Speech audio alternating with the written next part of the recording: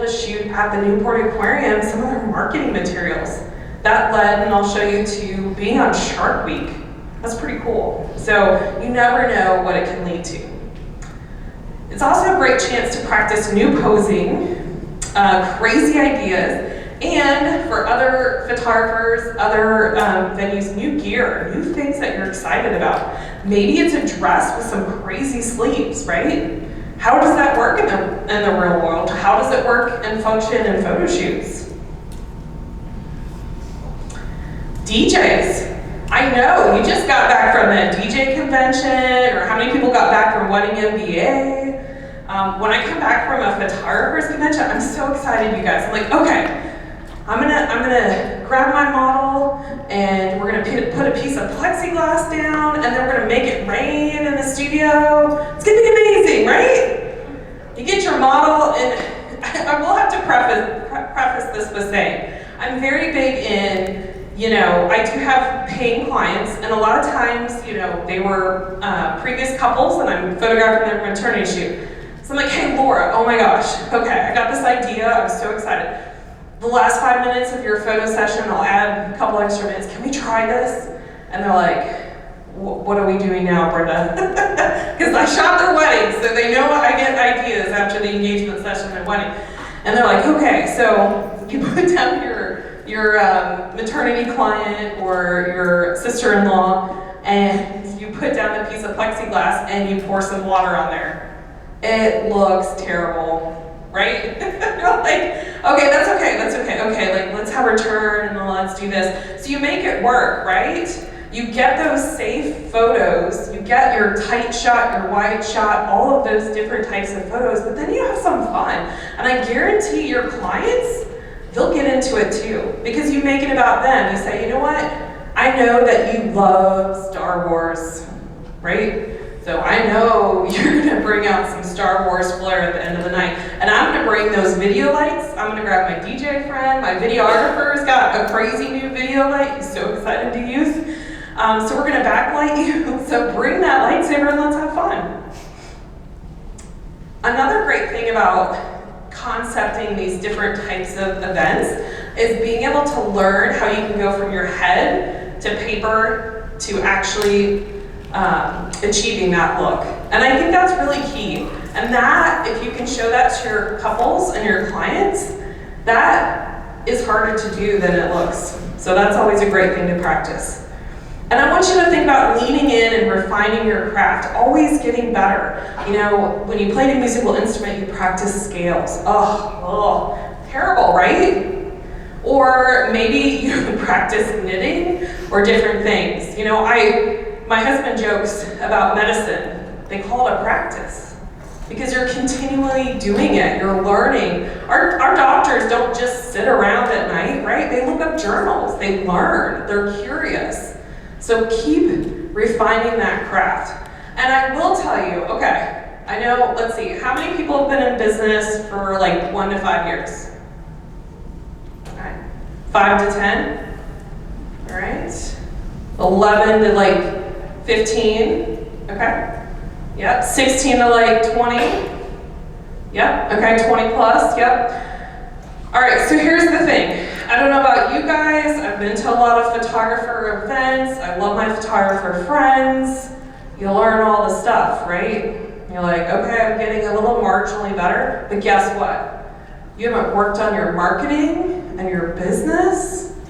Think of all the creative aspects of that. So when you get a little like, I need a little bit of a break, think about being creative in the business, because I guarantee there are a million different things that we haven't even thought of. So think about it outside of our industry too. And then, Alan and everybody has kind of talked about this, show that you're the trusted expert. You don't want to say, hey guys, I'm really awesome, I'm gonna rock your photos, right? I mean, maybe you do. I mean, right? Corey's like, I'm awesome, I'm gonna pack the dance floor. But you don't have to say that, because your actions and what you show, showing your expertise, they're like, okay, she's done this before. I can see those pictures, or I can see her examples. We included a beautiful venue called the Windermere. which is just in Middletown, Ohio, and they turned a beautiful old bank with a vault. We did a really fun photo shoot there, and this is a great example of that. Okay, another really fun shoot that we did was called What Not to Shoot. Now, you walk into a wedding day and you see a lot of different things. So we see getting ready rooms that are like a hot mess, am I right? Right. Okay, so one of the shoots that I decided to do, which is actually a lot harder than it sounds, was called What Not to Shoot. So you can see the hot mess on the chair, you've got like the sticker on the shoes, you've got price tags, you've got a hot mess, and showing the difference of, and this is what we created. And it was harder than you would think, because I would automatically go into the room and start like moving things around, make it look good, so it was kind of fun to shoot it really crappy. This is an example as well. We took pictures in the bathroom, so you can, on the zoomed out, you can see the sink. And then my wedding planners, the right-hand image is going to drive you crazy because it's the boutonniere off to the side. This is another example of the reception and giving you an example of how that first dance could go. The cake shop, another great example. Gotta love that shadow. So this led to something really cool. This is when the Pinecroft first opened up, and we were showing, you know, how terrible it could look and then how it could look better fixed up. And what was cool was Professional Photographers of America actually used this as a marketing tool, so that was kind of fun, because I don't know if you remember as a kid at the doctor, you'd see on the back of the magazine and it would tell you spot the differences, and that's what it's kind of showing here. And by doing that shoot, it led to something really cool. And you can kind of see the progression. So when I got there, for the first wedding that I shot there, that wasn't the first time photographing there. I knew exactly what I wanted to achieve. And this image won an award, one of the top 10 Geo Awards in Professional Photographers of America, which I'm super proud of, but it's also more amazing because look at that image that my bride gets to hang up.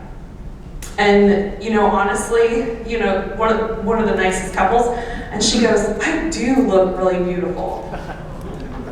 Doesn't that just make you want to cry? I'm like, you're gorgeous, but showing couples how they look, that's one of the reasons why I do what I do, is I show them the back of the camera. Look how amazing and incredible you look.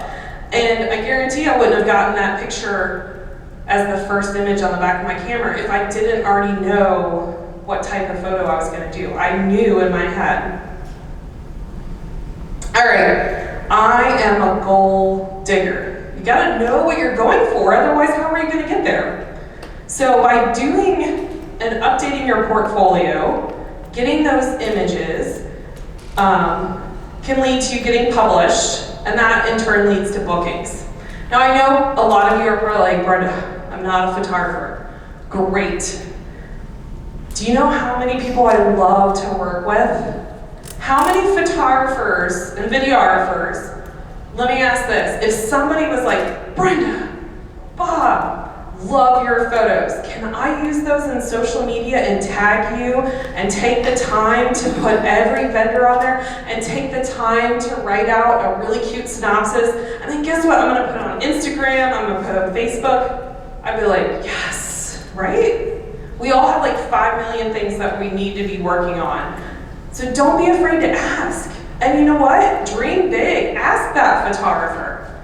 Ask that florist, the person that you would love to work with. You've seen their pictures on Instagram. Maybe they're a big get, but you know what? Ask. They might say no, but you know what? They might say yes. Another great thing, you know, I like to be a team player. I love, you know, the Peter Loon started doing weddings again, and they got their name in print. So being able to be helpful through that process, it also helped all of the vendors that were included. So definitely know in advance that is one of your big goals, is to get your name, whether it be in print or blogs or things like that. Another great venue. Woo woo. Yeah, so this was a really fun photo shoot, and I don't know if you've ever worked with horses before. I grew up outside of Louisville, so I personally love them, and this one had some character. But being able to work with all those vendors and show is amazing. And there are some style shoots where I do tons of planning, and then there's other ones like this where I actually got to kind of, I had a little bit of hand in it, but I got to show up and photograph. So like the venue, the styling company was amazing. So it's really great. Print is not dead, which is great. But guess what? When you get in print now, it makes a big splash. So definitely help those other vendors. It's great just to have, again, more content to share. This one was really fun too. We submit to a lot of blogs. Blogs tend to be a quicker turnaround time if you're wanting to get those images out and to all the vendors quicker. Definitely great for blogs, great for SEO, search engine optimization, fancy words for how Google finds you. But this was fun because the blog reached out to us and said, hey, we are doing your wedding style based on your astrological sign. So this was a fun one that got included as well. And I think this is fun too because I remember the shoot was the wedding planner's first shoot planning it. So it was fun to help kind of let her take the reins, but then also give her some tips as well. Extra credit, okay. Things to think about. Couples love that you were published. It gives you that extra little bit of like street cred of like, okay, we're not supermodels, but we could be, right? Win the hearts of venues and other vendors. I mean, I don't know about you, but when I first started, it was so lonely in the business, right? You're sitting behind your computer, like, somebody's gonna call any day, I'm gonna sit right here and I'm gonna be ready for it. Yeah, I've been in business a while, people used to call, so. But you can't just wait around. You need to call your florist friends, hey girl, like, what's up? What's new in the florist industry? I wanna know. Like, what should we collaborate on?